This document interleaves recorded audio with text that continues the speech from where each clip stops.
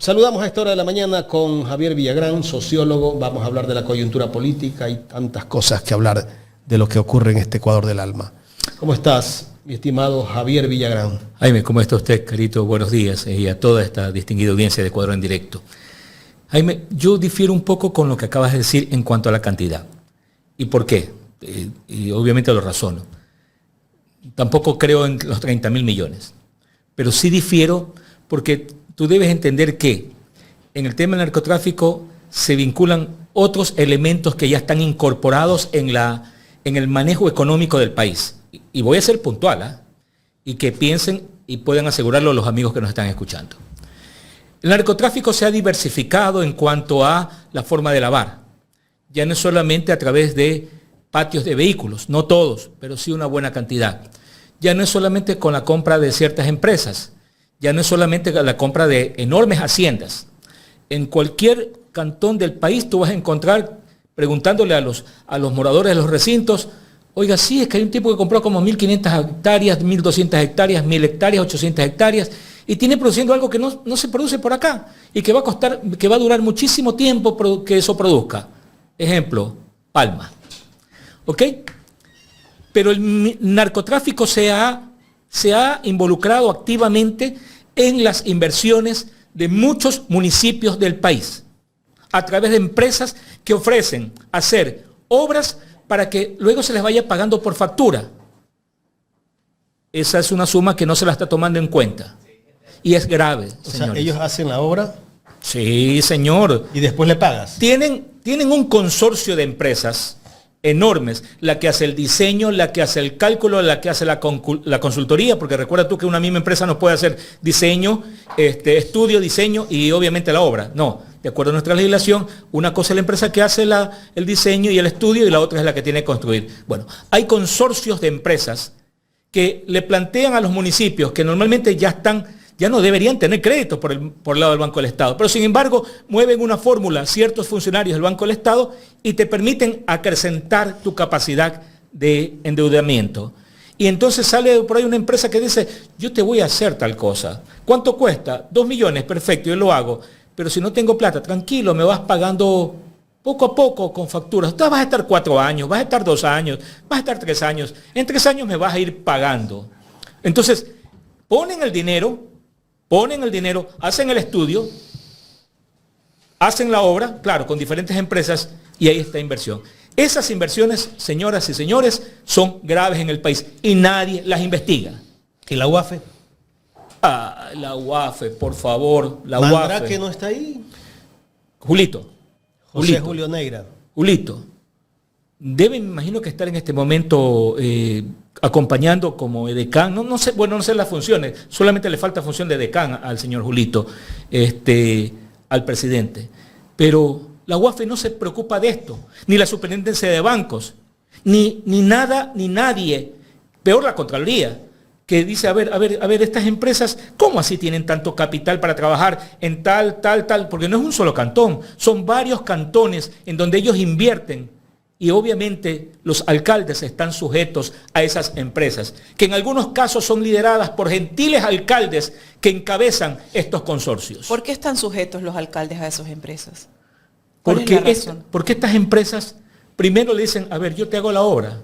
Y los alcaldes, que son normalmente la mayoría incapaces, ineptos, y que nunca tuvieron un plan de gobernanza para su territorio, necesitan hacer obras, pues necesitan convencer a la gente. Y esa hora la cobran después. La van cobrando poco a poco.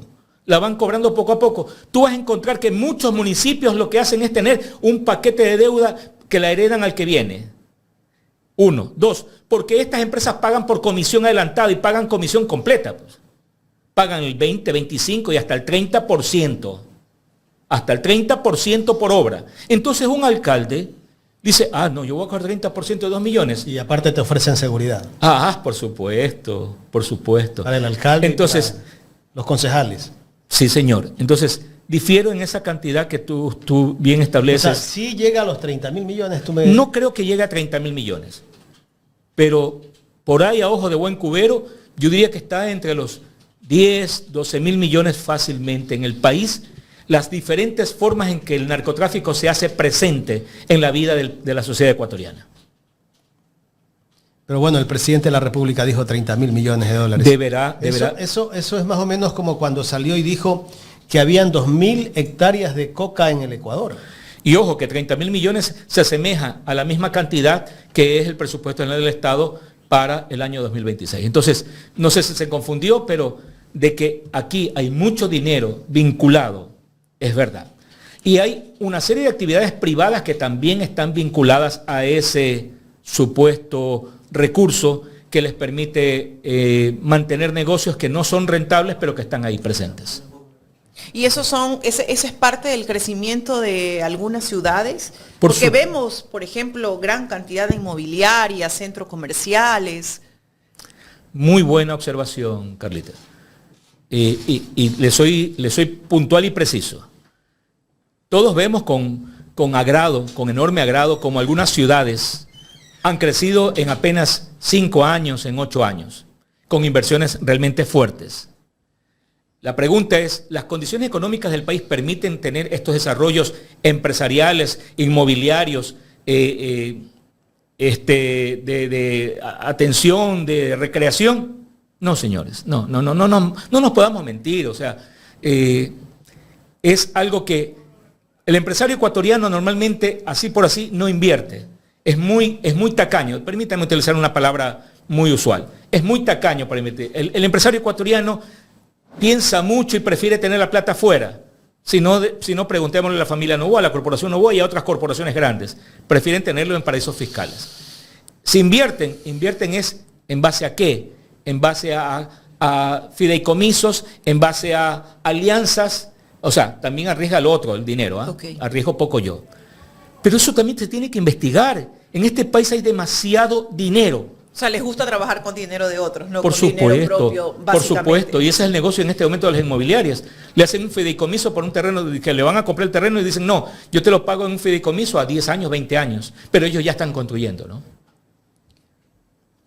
Entonces, eso es una realidad que realmente golpea la situación económica del país. ¿Hay crecimiento? Claro, hay crecimiento para un grupo determinado, porque la economía se entiende como un círculo virtuoso, en donde las diferentes transacciones tienen que permitirnos liquidez para que la gente pueda accesar e ir a la empresa de comisariato esta popular y adquirir más cositas. Pero no, eso no pasa. La gente está con un deficiente bolsillo. Sociólogo, se dice que la economía del país se encuentra a flote por 2 razones. Una, por las remesas, ¿no?, de nuestros migrantes. Aportan mucho. Que son los que aportan mucho en los actuales momentos, y la segunda, por el lavado de dinero. ¿Usted considera esto cierto? Sí, totalmente. Esto podría ser una realidad de lo que vive el Ecuador, que básicamente el lavado el que inyecta el circulante directo en el país. A ver, con respecto a lo primero, las remesas, ¿a quién le llegan?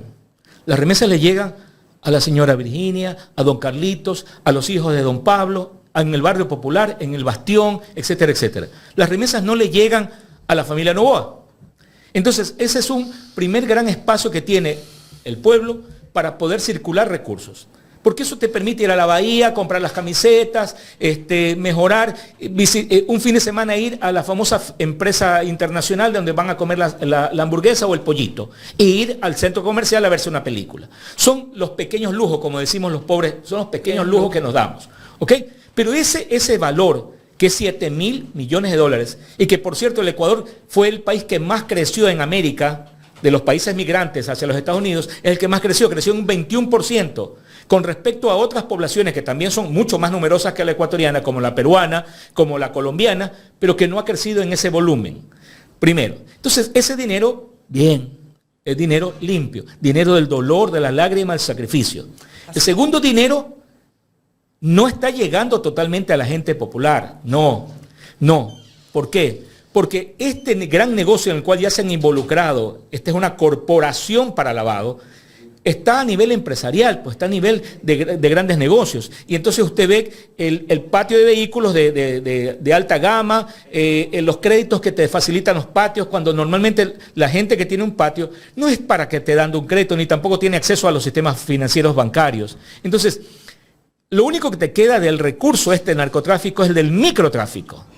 Ojo, que hay una diferencia ahí. El uno queda en el barrio, del tipo que mejora la casa, se compra el carro, etc. Oiga, y esa es la razón, y ahora que usted hacía una puntualización, sociólogo, ¿no? Vemos estas empresas que venden vehículos y las facilidades de pago que te dan son impresionantes. Impresionantes. Entonces tú dices, ¿cómo puede sostenerse una empresa de estas? ¿No? Los valores que manejan, o sea, créditos sin entrada muchas veces. Sí, señor. Entonces es impresionante, tú te pones a analizar, bueno, a ver, ¿de dónde nace el recurso? ¿Cómo hacen estas empresas para sostener, para llegar a su punto de equilibrio? ¿Cuál es el punto de retorno? ¿En qué tiempo? ¿Y quién controla eso? ¿Y quién controla aquello? Es la pregunta inicial. ¿Quién controla? Y ojo, que son negocios que se vienen ya estableciendo hace algún tiempo. Y que hay lastimosamente también cruentas historias. Algunos de ellos han sido asesinados, algunos de estos dueños de patios han sido asesinados. Hace algunos años atrás hubo un año en donde la semana pasada asesinaron a uno que Correcto. iba en un Porsche. Pero hace exactamente 2 años o 3 años atrás, me acuerdo que en ese año asesinaron, al menos en la vía Juan Tanga Marengo, asesinaron como a 3. Muy conocidos. Marengo, la Kennedy, por Sí, ahí, por ese sí. sector, Entonces, correcto. a ver, pero este es un solo renglón del gran conjunto de inversiones en que se han diversificado los sistemas para lavado. Se habla también de muchos restaurantes, porque como ahí las declaraciones son cero por ser alimentos. Restaurantes, algunos almacenes grandes de venta de textiles y otras cositas. Ayer más. hablábamos justamente de este tema con Carla, porque Verónica Artola, ex gerente del Banco Central y experta en temas económicos, ella decía que es sospechoso que en Manta haya una gran cantidad de complejos, de edificios que se han construido allí, y también viviendas, donde el 85% de las personas compran esas viviendas o esos departamentos en efectivo. Sí, señor. Y cuando hace unos minutos hablábamos con Carlita, omití de nombrar Manta, que es uno de los casos que se estudia muchísimo, sobre los crecimientos exageradamente acelerados de una ciudad. Y podemos hablar otras. Ojo, que la serranía tampoco se escapa, porque en la serranía ecuatoriana también hay procesos inmobiliarios que causan demasiada sorpresa, pero que están ahí. Y entonces tú dices, a ver, ¿cómo es posible que haya tanto recurso para armar estos procesos de crecimiento inmobiliarios a tan largo plazo, el retorno de capital, etcétera, etcétera? O sea, en un país donde está deprimido económicamente, porque no es la bonanza que nos cuenta el presidente, no hay esa bonanza. La bonanza es para 4 o 5 grupos, para el grupo cacautero, para el grupo bananero, para el grupo camaronero. Sí, para ellos es la bonanza, pero ellos normalmente la mayor parte de ese recurso lo ponen fuera o lo dejan fuera. No viene al país, no hay reinversión en el país. Yo te pregunto si es que el grupo bananero ha diversificado y ahora produce harina para atacar el problema de nutrición infantil. Ellos han producido una serie de productos diferenciados, alternativos, para atacar esos niveles de desnutrición que son severos en el país, que somos segundos, si no me equivoco, de acuerdo a las últimas estadísticas, segundo o tercero en América en los niveles de nutrición, segundo. Entonces, pero no, lo que hacen es simplemente crecer económicamente, crecer en cuanto a exportación, porque tienen un gran mercadotecnista que está con plata del Estado, viajando en avión del Estado, con empleados del Estado, para comercializar o mejorar la comercialización de sus productos y la de sus amigos. Y pare de contar, porque yo me imagino que en algo quiero justificar la salida del señor presidente a los permanentes 29 o 30 viajes.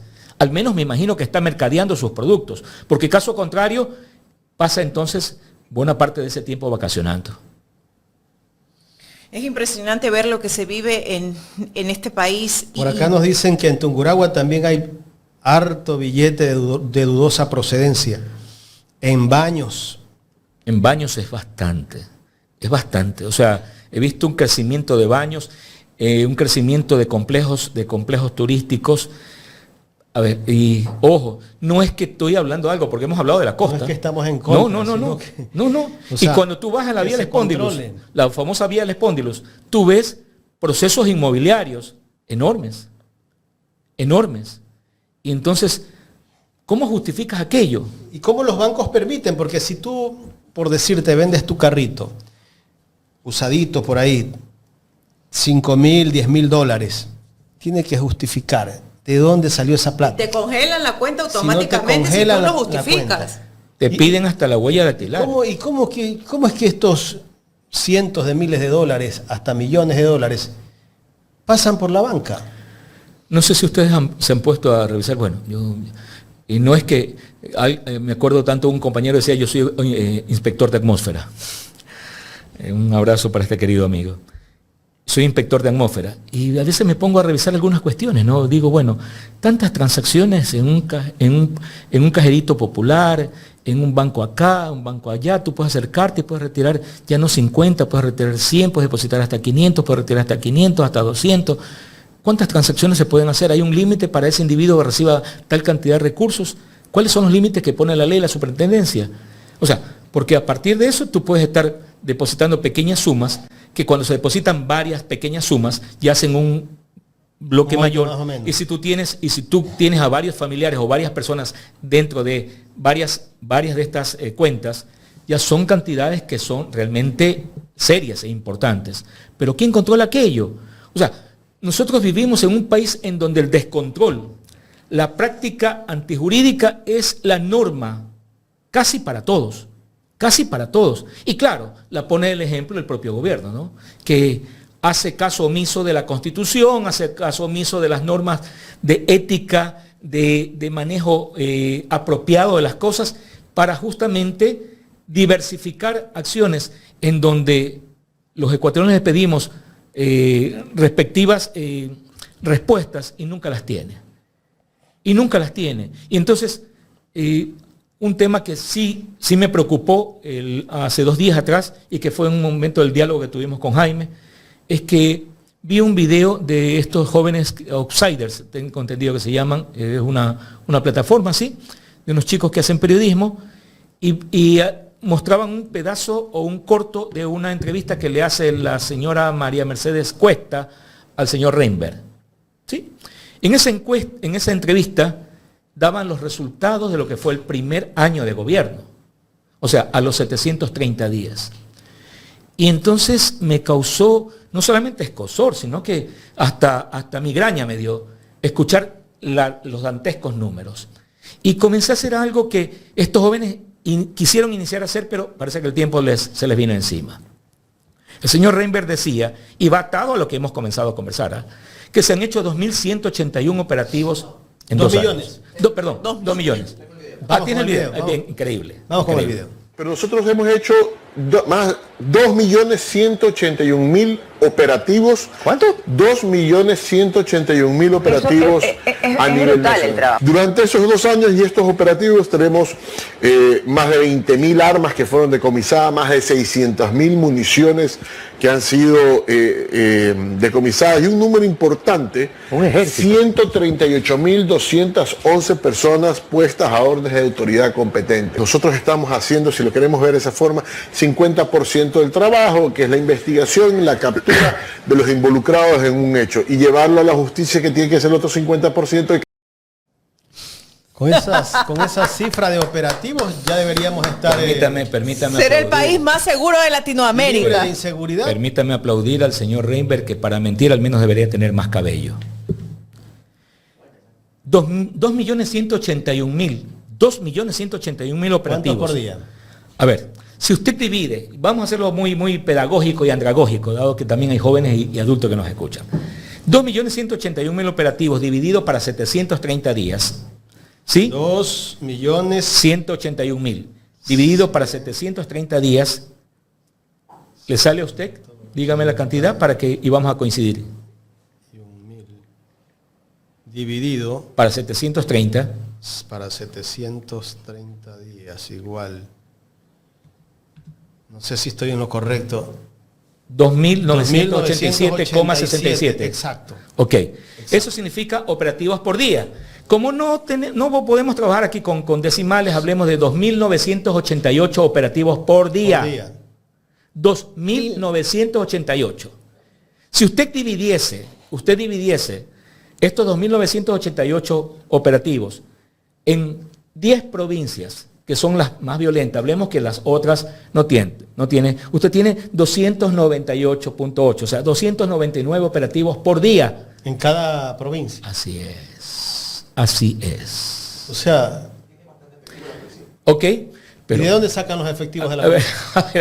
Vamos por parte. Es que este es un galimatías que el propio ministro, con mucha abundancia de cabello, nos hace obligadamente recordar los números y las matemáticas. Si usted tiene 2.988 operativos por día y usted lo divide para 24 horas, mi estimado Jaime y Carlita, usted tiene un promedio de 124,5 operativos por hora. Por hora.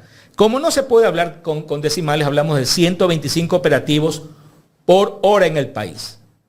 Se entiende que cada operativo está en un rango entre 10 minutos, los que son sorpresivos, 10 más, 15 minutos y media hora. No se pueden quedar en un solo sitio, tienen que estar ¿Y rotando. cuántos miembros de la fuerza pública? Mínimo entre 10 o 15, mínimo. Porque obviamente tiene que haber un cuerpo de seguridad que hace por si acaso haya reacciones y tiene que estar armados viendo el objetivo. Y otro más adelante. También. Exacto, y otro más atrás. O sea, estamos hablando de no menos de 20 a 30 personas. No menos de 20 a 30 personas, con una logística de una tanqueta, unas 3, 4, 5 camionetas, algún camioncito, etc. Yo le pregunto, ¿tantos carros disponemos en el país? 1. 2. ¿Cuánto es el porcentaje de policías que están a disposición y militares que están a disposición del operativo de seguridad del presidente, la familia del presidente y de muchos asambleístas? Inclusive, ministros, pero también nos olvidamos algo. Los altos jerarcas de la policía y de las Fuerzas Armadas también utilizan círculos de seguridad. Al menos el de la policía utiliza un gran cerco de seguridad. Que lo protege. Sin contar aquellos policías que están asignados al cuidado de casas, de instituciones y de inclusive de algunos individuos que están detenidos en domicilio por la edad, como el caso de don Danilo Carrera, que debe tener mínimo 1 o 2 policías cuidando ahí afuera, gastando la plata de los ecuatorianos. Bueno, si usted tiene 125 operativos cada hora y usted lo divide para los 60 minutos, usted tiene 2 operativos cada minuto en el país. O sea, discúlpeme, hay que ser puntual en las matemáticas. Así es. Y un poco más, pero no son 3. 2.08, para ser exactos. 2.08. 2 operativos. Usted cada minuto en el Ecuador hay 2 operativos. Ahorita se tiene que estar dando un operativo. Ya. Y ya en 30 segundos tiene que haber terminado. Inmediatamente. Exacto. Entonces los operativos aquí son a los flash, o sea, pasó, sí estuvimos. Ah, qué bien. O sea, en 2 minutos allanaste, revisaste, pediste documentación. Pero vamos, como yo sé que ustedes son muy incisivos en cuanto a la información, y está bien, es lo correcto, vamos con lo siguiente, porque viene otra cosa más fuerte. 20.000 armas. 20.000 armas, dice él esto. Estas 20.000 armas dividido por los 730 días significa que cada día se decomisaron 27.39 armas. Hablemos de 27 armas. Ok, es verdad, hay operativos en que tú no puedes obtener armas. Pero también he visto que en algún operativo no hay solamente un arma, hay 12, 15, 20 armas. Inclusive armas que en este país antes no se habían visto, como lanzagranadas, como fusiles de asalto, lanzacohetes, correcto, y una variedad enorme de la mejor gama y marcas de pistolas. Ok, pasemos en esa línea.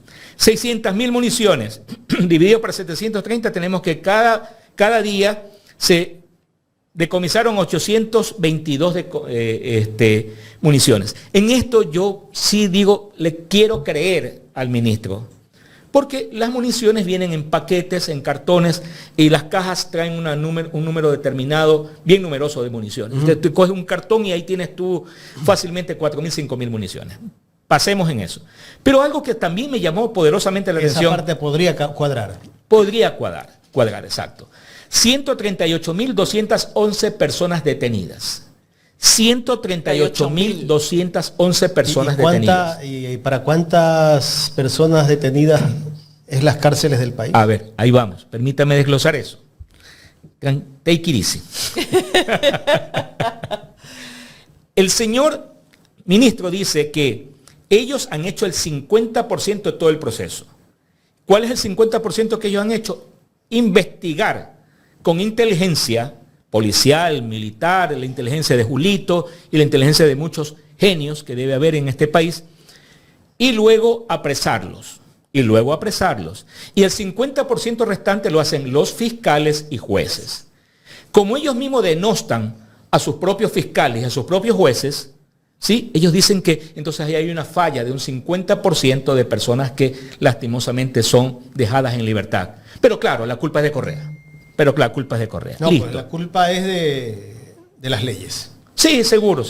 O de la gente que no votó por el sí. Si nosotros le quitamos el 50% a 138.211 personas, significa que en este país se quedan en libertad exactamente, ya le voy a decir 69.105 personas. 69.105 personas quedan en libertad, 69.105 personas van a los diferentes centros de detención. La pregunta es, y si no estoy equivocado, amigo, ¿no es que hay una sobrepoblación de las cárceles en este país? ¿Cómo pueden haber entrado 69.105 personas y mantenerse en un sistema de reclusión en este país cuando está sobresaturado? ¿Dónde están? Significa entonces que la mayoría de estos 138.211 están en libertad. ¿Por qué? Porque fallaron los sistemas de investigación, porque falló la inteligencia, porque falló o hubo una cooptación de esos tipos detenidos en contubernio con la policía, con los militares y con los fiscales y con los jueces para ponerlos en libertad. Simple. Entonces, toda esta numérica que hemos realizado es una gran farsa del gobierno, que ni siquiera es capaz de sentar, llámenlos a los del INE, que son buenos en matemáticas, llámenlos al INE, siente ahí un poco de matemáticos y estadísticos, decir, ¿sabe qué? Arréglame, maquíllame esta numérica, para al menos ser convincente. Últimamente parece que está maquillando de verdad cifras el INE. Extremadamente maquillado. Sí. Ahora, si usted suma la cantidad de personas fallecidas al 23 de noviembre y las que hoy tenemos, que estamos 4 de diciembre, usted debe sumar fácilmente a promedio de 25 por día, usted tiene que haber sumado 260 o 270 personas más en estos últimos 11 días. Ayer asesinaron a una señora que llevaba a su hijo en brazos. La señora murió de contado, ahí frente a los paraderos de la universidad. Tungurahua. En una balacera. En una balacera. Que a veces no estoy denostando a la policía, porque hay policías y policías, hay militares y militares. Hay policías que hacen bien su trabajo. Así es. Y militares también. Sí, pero muchas personas hablaban ahí de que la bala fue justamente de la policía que iba disparando, persiguiendo al... La pregunta es, ¿el policía puede disparar cuando hay una población así que está en una calle que es altamente concurrida? Pero con este gobierno que todo ha dicho que indulta a los que maten a una persona, pues son capaces. Entonces, tú tienes, y como contraposición a esto, porque todo va de la mano, estamos hablando de coyuntura política y coyuntura nacional. Veía también una gráfica de una señora que le entregan el cuerpo de su niño, de apenas mes y medio de nacido, se lo entregan ya fallecido en una caja de cartón. En Taisha, gracias, en Taisha. O sea, yo un poco, permítame, ya como sociólogo, ir un poco más allá.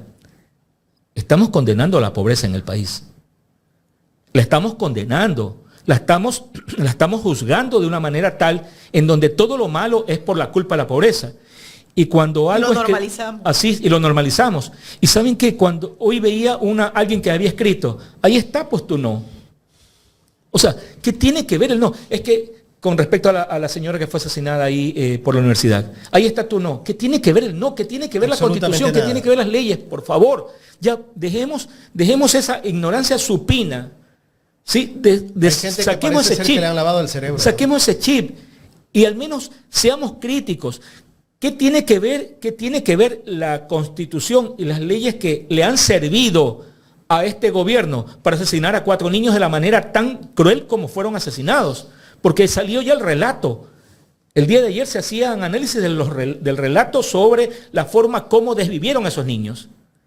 Todos vimos el video en donde el compañero Efraín Fuérez cayó con un tiro por la espalda y corre un compañero, un comunero a salvarle, y lo que hacen es literalmente terminarlo de sacrificar en el piso. O sea, lo vimos. Si ese video no hubiese existido, a lo mejor el gobierno estaría diciendo que el tipo se pegó el tiro por la espalda, él mismo. Pero ¿qué puedes esperar, Javier, si tenemos un presidente que hace poco dijo que él va a defender a las Fuerzas Armadas de cualquier situación que estén involucradas? O sea, eso demuestra que seguiremos viendo ese tipo de asesinatos. The Economics en el año 2024 hace una publicación que debería haber generado un revuelo en el país. The Economics no es un pasquín, ¿eh? The Economics no es el periodiquito que nos lo regalan en la esquina. No es la data. No es la data. No. Es una de las revistas más serias y certificadas en el mundo, sobre análisis de muchos hechos, y que ellos no solamente han entrado ya en el tema económico, sino que en la relación económico-político, económico-social. Y declara al Ecuador como un nuevo narcoestado. Nuevo narcoestado. Y este nuevo narcoestado se desarrolla rápidamente, así como el crecimiento de algunas ciudades, en los últimos 6-7 años. En los últimos 6-7 años el Ecuador se convierte en un narcoestado. Y yo me atrevería a asegurar, como lo dice Economics, que en los últimos 3 años ese narcoestado fue fortalecido, ¿sí? Fue sostenido y fue inclusive creada bases para crecer mucho más sobre la administración de los 2 últimos presidentes. Javier, ¿por qué este ministro del Interior ni siquiera se inmuta cuando da esas cifras? Porque la persona que lo está entrevistando, que creo que es María Mercedes Cuesta, sí, se sorprende. A ver, yo escuché la voz de un caballero también, no sé si también, sí, ok. Ella no se sorprende, ella dice, uy, pero qué buen trabajo que están haciendo. Lo aplaude. Lo aplaude. Bueno, entiendo que hay gente que no va a clases en la universidad, se escapa a ciertas horas y sin duda alguna en el análisis periodístico, periodismo interpretativo, etcétera, ella falló mucho o faltó o se escapó. Bueno. Pero tenemos el año más violento de la historia. Amigo, es con como todo lo que él dice. Es como que usted le pregunta a la señora Anabela Sin, con todo el respeto que la señora se merece, que trate de entender las problemáticas de la señora que recibe al niño en una caja de cartón. Ella va a decir, uy, qué pena, pobrecita. Yo le aseguro que a usted se le parte el alma, Carlita. Y nosotros, Jaime y yo, y los que nos están escuchando como padres, también, porque sí es verdad, la madre lo lleva 9 meses, le da su sangre, vida es su vida. Yo lo dije ayer, sociólogo, es un acto sin precedente que no tiene nombre. Por favor. Y eso solamente nos demuestra que el Ecuador ya tocó fondo. O sea, ya tocamos fondo como país. Y eso sumado al análisis que está haciendo usted hoy de lo que somos como narcoestado, de dónde nace la economía de este país en los actuales momentos, la desesperación, la falta de humanidad, la irracionalidad de los seres humanos que habitamos hoy en este país y todas las carencias que tenemos como sociedad. Yo no sé, pero desde mi punto de vista muy personal, usted con su criterio, por supuesto, mucho más profundizado en base a sus estudios, a su preparación, pero yo siento que el Ecuador ya tocó fondo. Le falta un poco más, Carlita. Le falta un poco más. ¿Sabe en qué nos falta? Cuando grupos de personas que se ubican ya como hordas salen de manera desaforada a ocasionar el mayor caos posible, que es el caos total. ¿Qué más me puede faltar, sociólogo? Cuando veo que entregan a una criatura en una caja de cartón, cuando tenemos una sociedad que empieza a normalizar todo, perdónenme la expresión, pero nos están matando como perros, y ni siquiera perros, porque ahora hay defensores de los animales y hasta los perros son sepultados y son criados como parte de la familia, hasta a veces los humanizamos y me incluyo ahí. Entonces, ¿qué más fondo podemos tocar cuando vemos que la vida en este país no vale nada? O sea, ¿qué más fondo podemos tocar cuando te regalan una bala y no te regalan un libro? Lo que pasa, Carlita, es que hay muchas personas que todavía no les toca a su círculo familiar, cercano o medianamente cercano, estas cosas que usted está describiendo. Simplemente son observadores y como observadores se han vuelto fríos ante la observación. El problema es esa frialdad para observar las cosas y solamente mirarlas desde que, no, yo vivo en una ciudad apartada, por eso yo vivo en San Borondón. Jamás, yo viví en algún momento en el Guasmo, pero jamás volvería al Guasmo, jamás volvería a Bastión, jamás volvería a Pascuales. Sí, pero Pascuales, Bastión y los Guasmos siguen siendo la proporción grande de esta ciudad. Sigue siendo un espacio en donde hay gente, mucha gente decente. Sí, está lastimosamente conflictuada con microtráfico, está conflictuada con gente que ha desarrollado otro tipo de actividades. Porque en los barrios en este momento hay tráfico de armas. En los sectores rurales tanto ha crecido el tema de la marginalidad y la falta de descontrol que tú encuentras prostíbulos clandestinos a diestra y siniestra.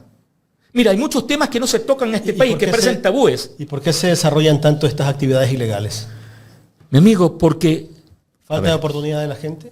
Sí, señor, falta de oportunidades, falta de trabajo. En el campo, la mecanización, en muchos casos, ha cercenado las posibilidades de los jornaleros, de trabajo de los jornaleros. Una, dos, cómo ha decaído la producción y los costos de producción se elevaron. Entonces, el productor recibe cada vez menos, el arrocero, el gran arrocero recibe menos y el pequeño parcelero recibe menos. Entonces, no le alcanza. Su hijo ya no puede mandarlo a estudiar a Guayaquil. ¿Qué hace ese muchacho? Sí, pues. Entonces, ve que son 5 hermanos. Busca 5. una salida a través de... Exacto. Busca una salida que, miren, yo conozco por este tema que ahí permanentemente ando viajando por el tema de proyectos y consultorías. Conozco que hay cantones en donde hay personas que trabajan estos 50, estos almacenes, que por cierto también en muchos cantones han crecido tremendamente. Otro mecanismo. En esos 50 que trabajan desde las 8 de la mañana hasta las 8 de la noche, 12 horas. ¿sí? 12 horas, de lunes a domingo, porque en los pueblos el domingo es el día en que sale la gente del campo a comprar a la estación cantonal. En algunas partes. A lo mejor les dan un día libre ahí, ok. ¿Cuánto ganan? ¿470? No, señor. En el mejor de los casos, $200. Y se sienten agradecidos casi por esos como $200. Esclavitud. Casi esclavitud. Entonces, y en otros cantones muy pequeños, el único ente que contrata personas son los municipios. Y entonces tú tienes un municipio que debe tener 120 trabajadores y tiene 280, porque hay alto piponazgo.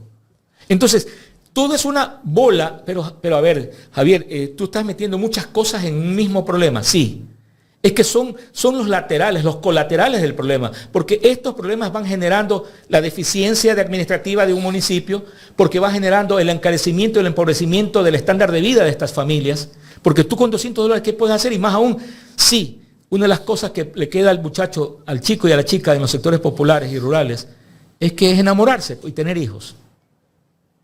Perdóname. O la prostitución. O la prostitución. La villa, sí, la villa creo que se llama el prostíbulo en Milagro, si no me equivoco. La villa, el barrio, bueno, el barrio de Milagro. Hace 3 años atrás fui a hacer, porque me llamó la atención, me dice un amigo, oye, ¿sabes que hay una licenciada en enfermería, hay una chica que está por terminar la carrera de administración, hay otra que está estudiando comunicación, etcétera, etcétera, etcétera? ¿Qué? Sí, vienen a trabajar, trabajan de tal a tal hora a tal hora. Me fui, me senté. Ay, lindas damas. E irónicamente también había la zona jurásica, y esto lo digo con el respeto a las señoras. Señoras de 60 años trabajando como prostitutas. Y en esa zona van, obviamente, caballeros de edad similar o mayor, no sé. Y su precio y su valor que cobran de ese mercado de carne degradante es lo mínimo con respecto a las de la zona VIP y de las otras, porque es un barrio grande donde hay... Pero a ver, no solamente va eso como sociedad. Usted abra TikTok y encuentra mujeres, chicas, jóvenes, de todas las edades, exponiendo su trabajo sexual. Sí, sí. Y comentan dónde van a estar, en qué prostíbulos van a estar, cuánto cobran, y las qué que no servicios tienen, dan. y las que no tienen, vivimos en una sociedad denigrada totalmente. Y las que no tienen esa valentía, porque ya eso es declarar formalmente, utilizan el erotismo como un mecanismo para enlazarse. Pero para concluir este tema de esto, sí, me encontré con chicas que eran licenciadas en enfermería, y cuando les pregunto, ¿por qué? Porque nadie me contrata como licenciada en enfermería. Y por último, lo que me van a pagar es por guardias. Son profesionales. Por guardias. La chica que estaba terminando ya su carrera de administración me dijo, mire, tengo que alimentar a mis hijos. Tengo una madre enferma. ¿Dónde saco el dinero? La necesidad. ¿Ok? Entonces, a ver, nos hemos ido aparentemente a lo más bajo. Pero, ¿qué pasa con los miles de profesionales que cada día las universidades del país ponen a disposición de un mercado que se separa de la contratación, de la utilización de esa mano de obra? ¿Qué pasa con esos profesionales? ¿Son insertados en dónde? El comunicador social tiene que pasar a vender productos, que no es malo, por favor, no es que estoy recriminando aquello, pero si tú estudias para comunicador, quieres tener una opción en la comunicación. Si estudias para médico, quieres tener una opción dentro de esa posibilidad de trabajar en una clínica, en un hospital, etcétera, y por qué no en el sector público. Si estudias para arquitecto, para ingeniero, etcétera, etcétera, requieres dar tus conocimientos y de igual forma aprender. Pero resulta ser que no pasa nada y cada vez se va deteriorando. Y cuando una persona comienza a perder la confianza y la fe en sí mismo y en sus logros, es una sociedad que está cayendo en lo que usted dijo, Carlita. Por eso es que le decía, falta todavía un poco más. Cuando de una u otra manera veamos que este sea un denominador común que transversaliza a buena parte de las familias, ahí va a comenzar el fin de los tiempos. Porque entonces tú tendrás una sociedad extremadamente violenta, caotizada, que ha perdido la confianza en su propia persona, que ha perdido la confianza en sus líderes, que ha perdido la confianza en las instituciones. Y en el Ecuador está pasando eso. La gente ya no cree en que los jueces o los fiscales puedan hacer un trabajo adecuado. No cree en la policía. En línea general no cree en la policía. No cree en la presencia militar. Algunos tienen la intención de hacerlo o lo hacen, pero también corren riesgo. Corren riesgos. ¿Sí? Tú ya no crees en el líder. Pocos son los líderes que mantienen su credibilidad y su confianza de su sector, de su entorno en ellos. Así como vamos, como va el país, Javier, ni la gente de San Borondón ni la gente de Cumbayá podrá vivir en paz. Por supuesto, pues, porque hay un concepto sociológico. El pobre siempre quiere estar cerca del rico. Y si tú ves las evoluciones, llegaron al barrio Centenario y les pusieron el Camal y la Caraguay. ¿Sí? Llegaron a Urdesa y les invadieron los cerros. Llegué a Ceibos y tengo Mapasingue. Y así sucesivamente. Y está las privadas de San Borondón y la gente se creó las joyas y las otras que, claro, tú vas a decir, no, pero es que eso es diferente. No es diferente. No es diferente.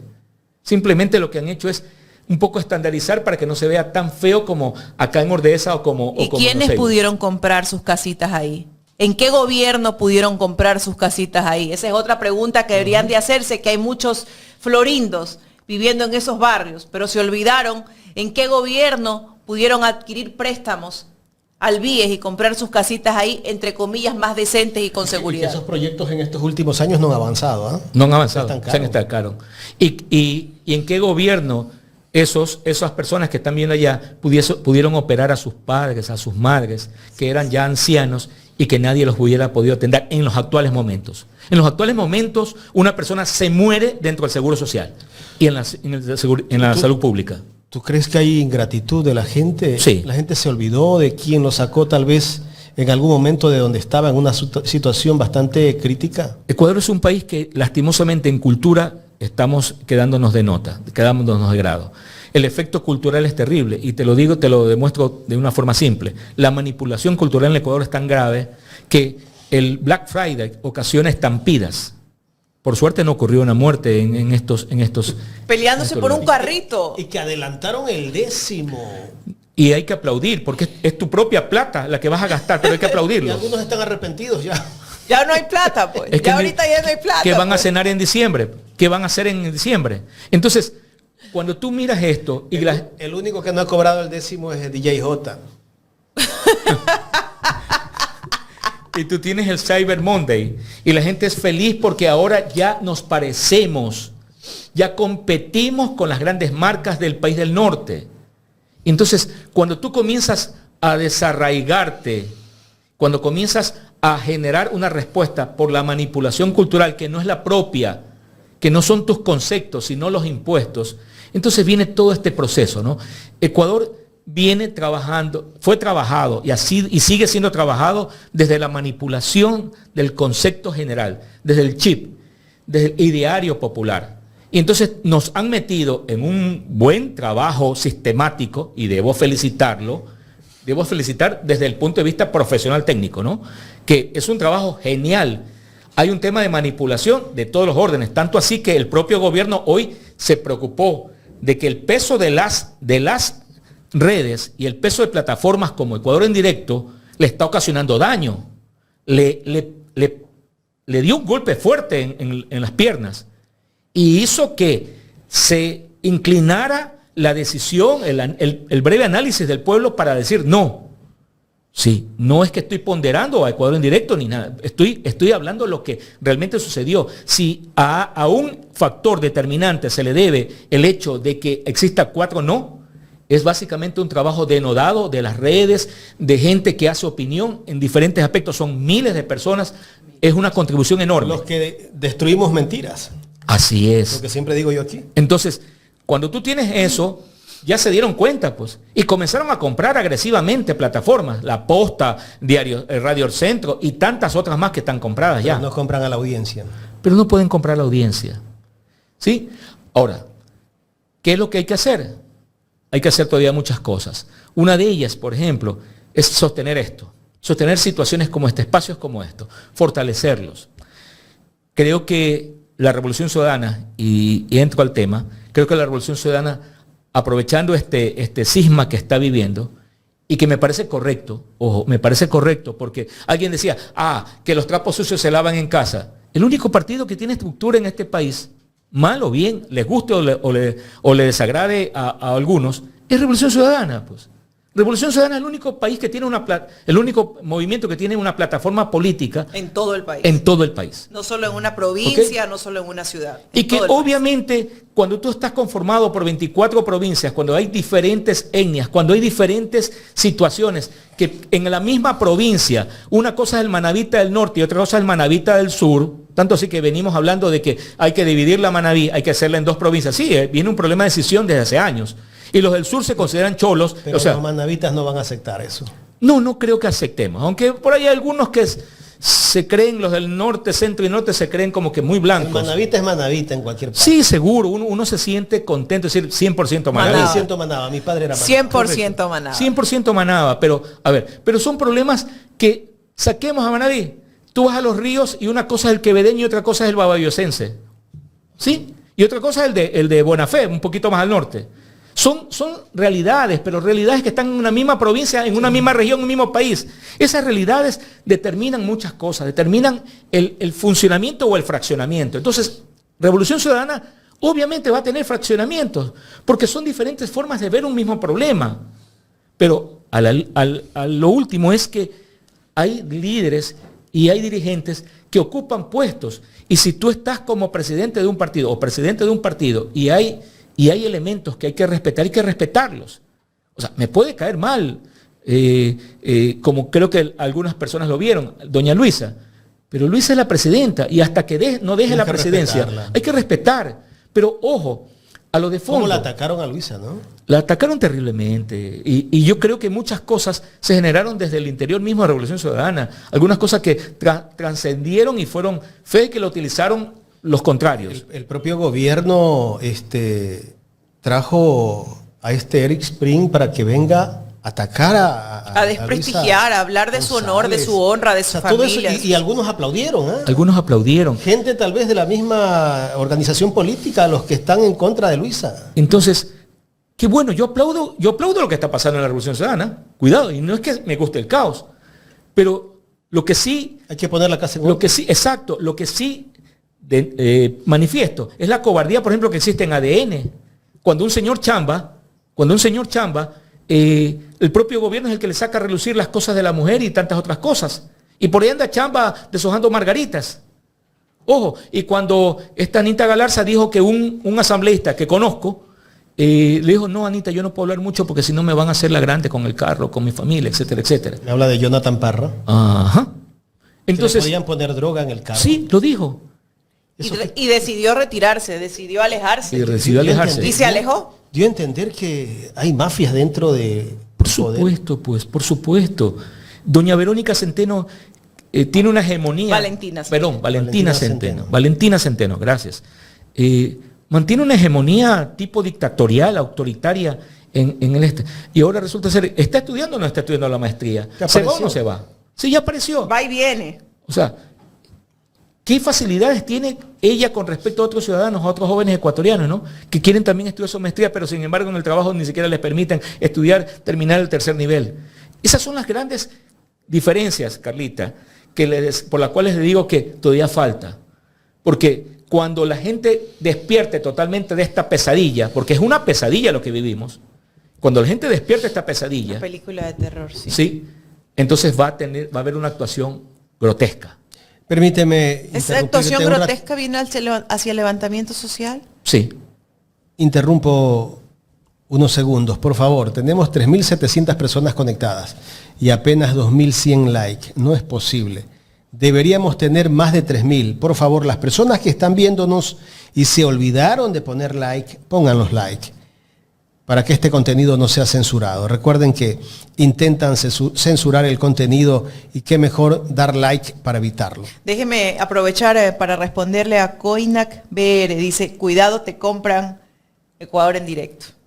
Nosotros no tenemos precio. Por si acaso, pueden tener las maletas de dinero que tengan, pero aquí nosotros tenemos dignidad.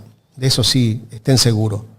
Nosotros no estamos pensando en el dinero. Aquí muchas cosas las hacemos porque nos gusta, no porque recibimos dinero, ¿no?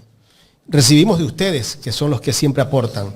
Gracias a ustedes. La audiencia es la que financia este medio de comunicación. Por eso siempre molestamos. Pongan un superchat, hagan un aporte a la cuenta, hagan un aporte a través de PayPal, que son las formas de cómo usted puede financiar este proyecto periodístico. Aquí no hay pauta, aquí ustedes son los que pautan en este espacio. Y otra cosita, Alondra no está en este espacio informativo, tiene que irla a buscar al espacio informativo de ella si le quieren mandar un mensaje, nosotros no se lo vamos a dar. Gracias. Bueno, seguimos. Sí, ahora, la verdad que... Carlita, ¿algo más iba a decir usted? Ya me olvidé. Nos salimos Nos salimos del contexto, estábamos. Regresemos al contexto. Usted finalmente me preguntó si es que se acercaba un tema de... Exacto, un estallido, usted me decía, ¿no, Carlita? Aún nos falta tocar fondo, ¿no? Porque hay gente que hasta que no siente el dolor en carne propia no hace conciencia. Cuando pase eso, para mí hemos tocado fondo, pero si esto se sigue profundizando, agudizando, va a llegar el momento de un estallido social. ¿Y ese estallido social hacia dónde va a apuntar, sociólogo? Les voy a recordar algo que vivimos todos en el país hace pocos años.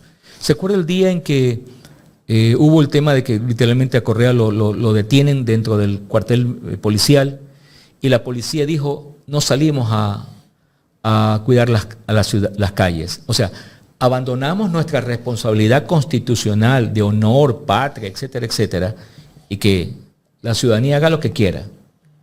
¿Se recuerdan las escenas? La gente saqueando locales. Es la del 30S, se refiere. El 30S, exacto. 2012, ¿no? 2012. Yo en ese entonces vivía en el centro de Guayaquil, y doy las calles, Francisco Marcos y Los Ríos. Y vi cómo salieron dos tipos y apuñalearon a un señor que les estaban robando. Y se fueron caminando. Entonces, ese 30 de septiembre que vivimos se puede repetir. Y no por Correa ni por nada. Se va a repetir en cuanto a los elementos. Porque cuando una sociedad... Nos corrigen, 2010 dice que fue. 2010, ok. Cuando una sociedad se ve con esas libertades, y tú vas a decir, pero a ver, ¿qué tiene que ver las libertades de ese entonces con las de hoy? Lo que pasa es que cuando tú dices, sabes que ya, hasta aquí, te tomas la libertad de decidir por ti mismo. Es la libertad. A ver, Juan Jacobo Rousseau decía que el hombre dejaba de ser nómada, de andar ahí por ahí con sus cositas al aire, etcétera, libremente sentaba y hacía lo que él quería en su lugar. ¿Para qué? Para firmar el famoso contrato social. ¿Qué es el contrato social? Es el decir, bueno, yo voy a vivir en grupo, yo voy a vivir con un conjunto de individuos, pero estos conjuntos de individuos no a todos les gusta lo que hago y tampoco a mí me gusta lo que el otro hace.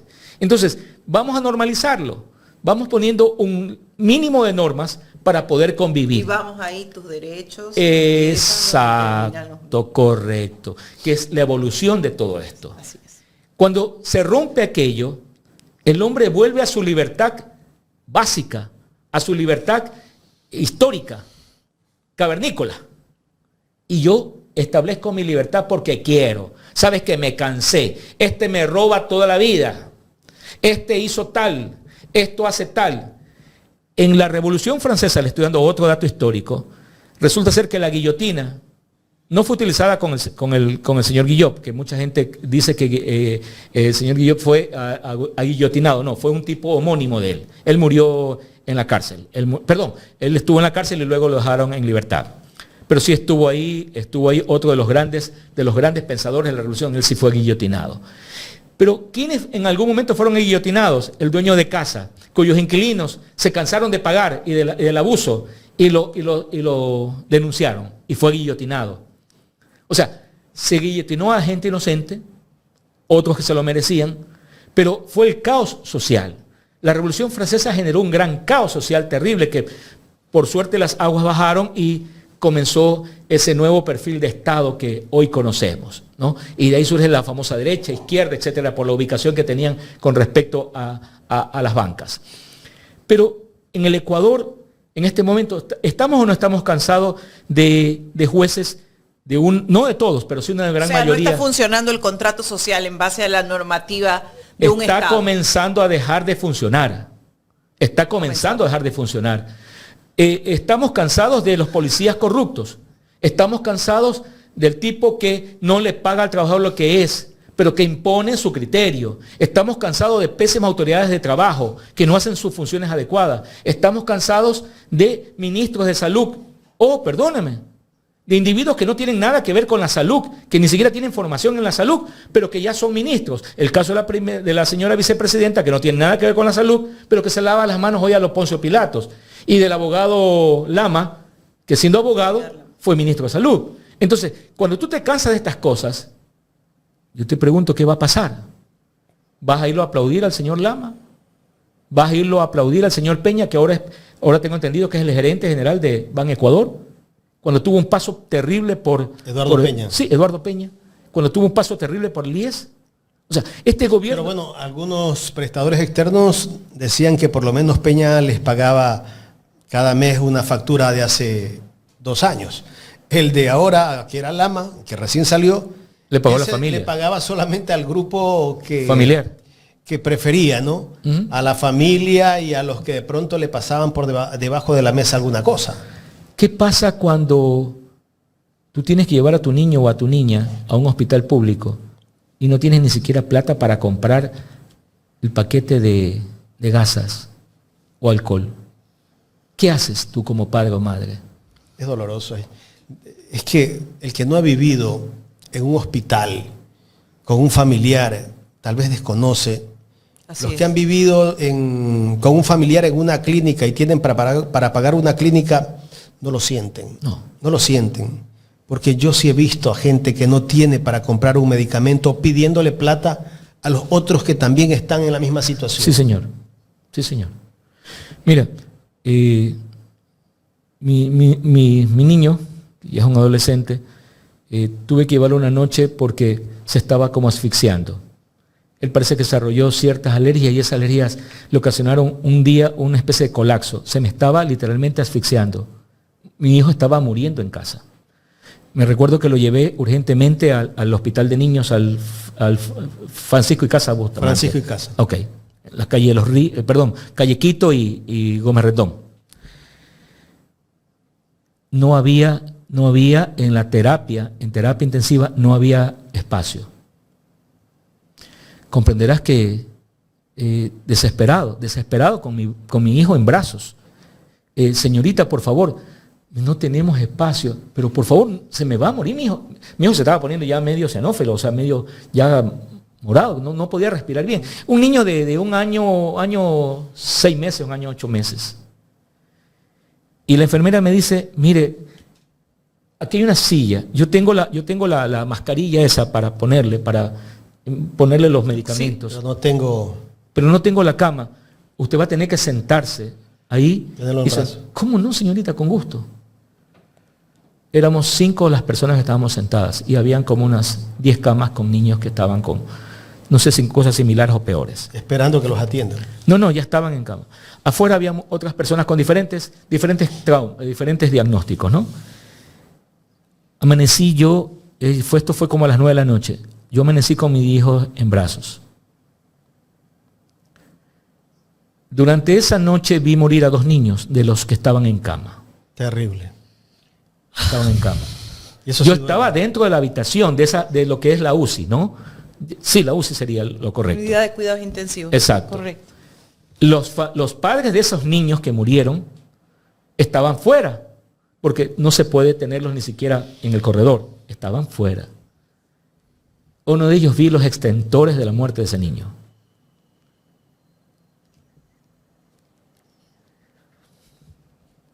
Duele. Y a mí se me salieron las lágrimas. De aquí Y lo veía. Ver todo lo que... Y lo veía a mi hijo respirar con dificultad. Lo veía respirar con dificultad. Y lo apretaba más.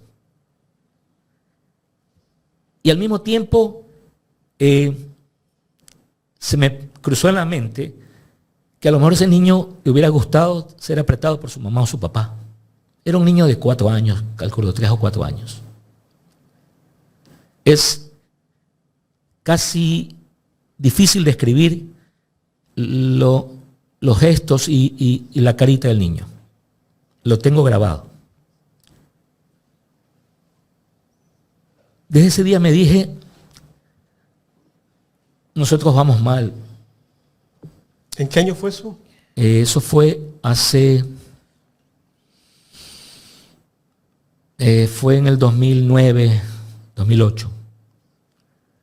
Y ojo, en esos 2-3 primeros años de Correa, el Francisco de Casa Bustamante fue remodelado y tuvo mayor oportunidad de esto. Sin embargo, la demanda era superior.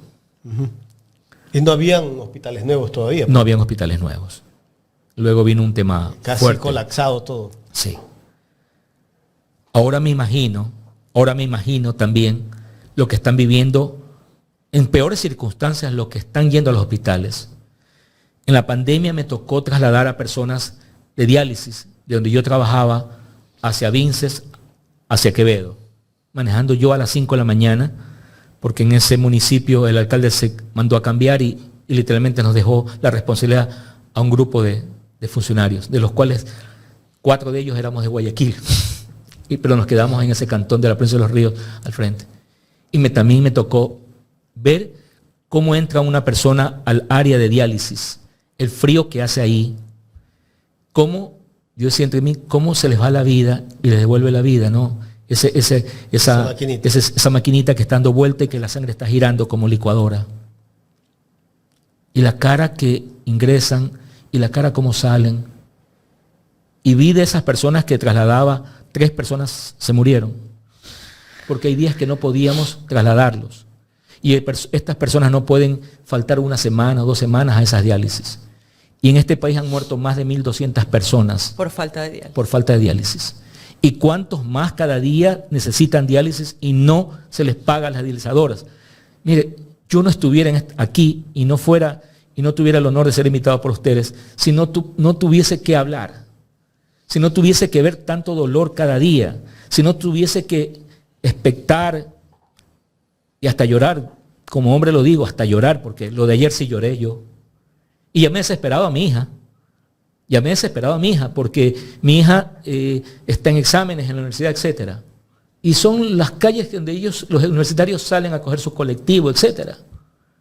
Porque lo primero que me enteré fue una mujer fue asesinada frente a la universidad. O sea, los ecuatorianos y los guayaquileños sobre todo, al igual que los quevedeños, los mantenses y tantas otras ciudades más, vivimos con la desesperación, la ansiedad a flor de boca.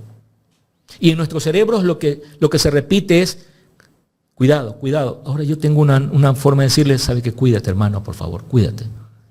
Se me ha incorporado esa palabra, cuídate a cualquiera que yo estimo, e inclusive a los que no estimo, pero que recién conozco, cuídense, por favor. Y me nace por añadidura, es que ver todo lo que pasa. Sales de tu casa y no sabes si regresas. Exacto. Tú no sabes qué pasa. Tú no sabes si hubo un zafarrancho en una esquina porque algo pasó y tú eres estás en el lugar en donde la trayectoria de ese proyectil asesino te captura. Y entonces, ¿a quién le reclamas? Al no.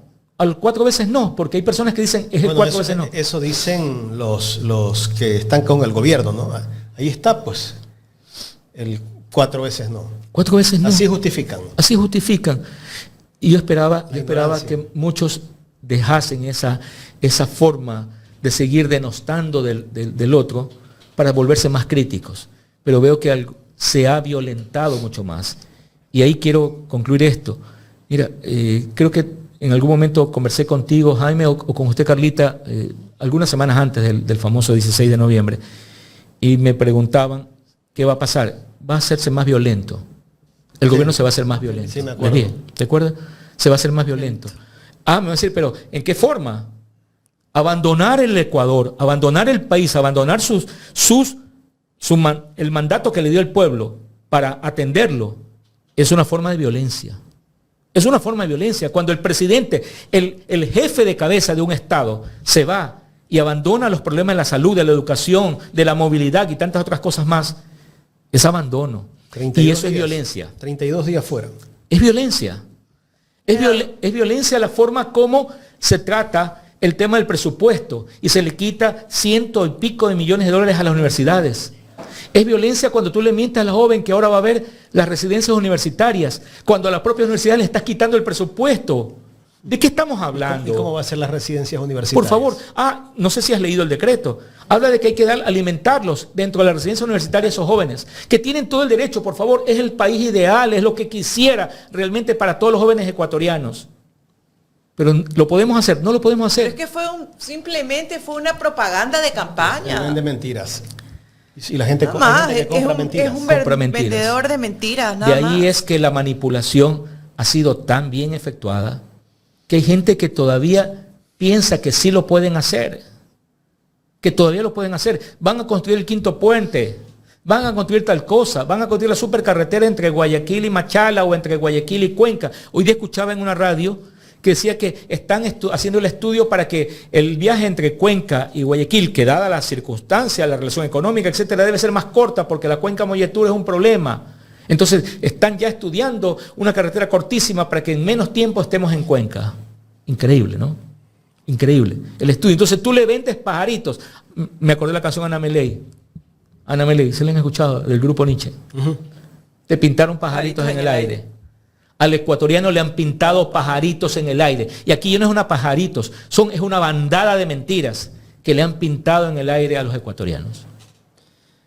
Pues bueno, tenemos un presidente que está ausente en este momento. Se fue a ver el premio de Abu Dhabi, ¿no? El Grand Prix. No fue a ver. Premio. No. Fue a Dicen que van a promocionar la Casa Ecuador. La Casa Ecuador, pero justo se da el premio de Abu Dhabi. Y yo te pregunto, ¿y quién va al premio de Abu Dhabi? ¿Van a comer chocolate? No. No, pues allá van los que tienen mucho dinero, ¿no? Y el presidente se quiere dar ese lujo como presidente, a pesar de que la familia tiene dinero. Aparte que el estándar de la gente que vive en Abu Dhabi, perdónenme, gente que tiene mucho más dinero que muchos de los ricos de aquí del Ecuador. Y que está más bien interesado, ellos van a estar más interesados en tomar el champán de última moda, que no sé quién estará, que la botella costará seguramente quiere codearse 10.000, 15.000 euros la botella, el whisky más caro, etcétera. Me dicen que ahí hay una Casa Ecuador que están dando unos chocolatitos, unos bananos, ojalá que los bananos sean totalmente limpios, ¿no? Y bien lavaditos. Orgánicos, exacto. Anda, come ese bocadito. Y a mí que me interesa Ecuador. ¿Sí? ¿Dónde queda Ecuador primero? África. Queda en África, claro, la línea ecuatorial. Eso es lo Guinea que... Ecuatorial. Guinea Ecuatorial, perdónenme. Entonces, pero está bien porque también se va a abrir la embajada. Ya, ¿cuántos ciudadanos de Dubái les interesa acá? Porque recordemos que Dubái es parte de un emirato, ¿ah? Son 7 emiratos los que conforman. Entonces, ¿cuántos de ellos están interesados en abrir negocios acá? Perdóname, cuando los negocios de ellos son de cientos y miles de millones, pues, ¿van a ganar eso aquí en Ecuador? No. El negocio de ellos ¿Y cuántos ecuatorianos podremos ir a abrir negocios en Dubái? Pero puede ser como ahora quieren privatizar todo lo que es el sector petrolero. Nos pintaron pajaritos, ¿no?, en el aire, amigo. ¿Quién quita que algún jeque quiera invertir también acá en el tema petrolero? Pues bueno, es el país. Un jeque y dice, esto es mío. Es el país que tenemos no nos hemos dado ni cuenta. El país que tenemos y el gobierno que han elegido. Porque yo no voté por este presidente. La última, mi estimado Javier. ¿Cómo es que en este país el presidente habla de mafias, habla de la minería ilegal? ¿Cómo sacan el oro los mineros ilegales del país? ¿Deben de tener algún permiso? ¿Alguien se los compra? ¿Qué hacen? Volvemos al tema. Existe una serie de instituciones en el Ecuador que no hacen su trabajo. Hay una que inclusive tiene que regular, tiene que regular la autorización para las concesiones. Compartamos por ahí. Vistazo, ojo, nombro estos medios que se dicen que dicen formales y que de vez en cuando hacen alguna buena entrega en periodismo investigativo. En algún momento se publicó en Diario Expreso, en Diario Universo inclusive, de que habían autoridades municipales y de prefectura de algunas provincias vinculadas a la concesión a áreas concesionadas. Y que inclusive ellos eran accionistas. Las concesionadas, las legales. Sí, señor. ¿Y las ilegales? ¿Quién les compra el oro? ¿Cómo hacen? ¿Cómo llegan con maquinarias, con 30, 40 máquinas a un sitio? Alguien tiene que protegerlos. Y nadie los ve. Alguien tiene que protegerlos y después van a bombardearlos. ¿Cómo ponen un equipo de varias toneladas de peso sin camino en plena selva? Exacto. Nadie se da cuenta. Nadie se da cuenta. No. Y nadie se dio cuenta que el río fue desviado y que ya hay menos agua. Y que el agua en el otro lado está saliendo turbia y sucia. O sea, nadie se dio cuenta. Hay una complicidad del Estado. Totalmente, amigo. Hay una complicidad manifiesta y desde los diferentes estamentos del Estado. Ojo, no solamente hablo del Estado central. Hablo de los gobiernos provinciales, los gobiernos cantonales, los gobiernos inclusive parroquiales. Porque es fácil para un grupo de vocales de una junta parroquial decirle, oye, aquí está esto. ¿Cuánto es el sueldo de un vocal de parroquial?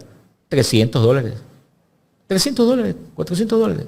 Las pequeñas ganan eso. Y no tienen plata ni siquiera para pagar la luz. Pero tienen su edificio parroquial. A un cantón, alcalde, aquí hay $80,000, $100,000.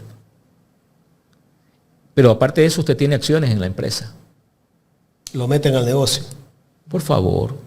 Entonces, la falta de control, la falta de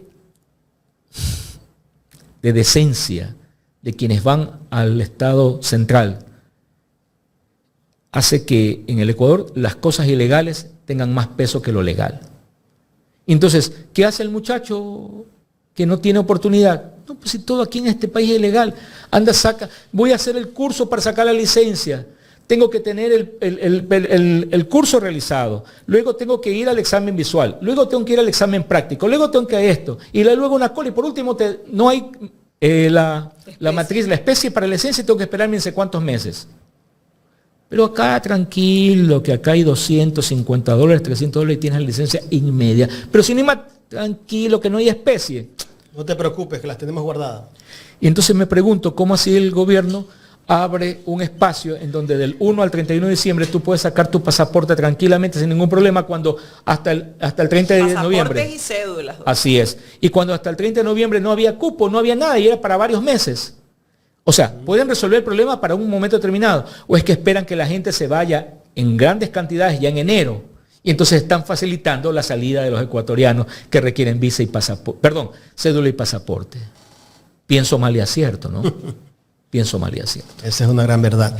Javier, Gracias. queremos agradecerte por el tiempo para este análisis que nos hemos pasado de la hora, pero bueno, es interesante todo lo que has dicho. Siempre es grato hablar con ustedes y está por demás decirle, mantengan esta línea que son de los espacios que hay que defenderlos, hay que pelearlos y sobre todo a la audiencia, démosle todo el apoyo a estos espacios porque son el lugar donde todavía se puede respirar aires de decencia. Gracias a Javier Villagrán conversando con nosotros en esta mañana aquí en Los Especialistas de Ecuador en Directo.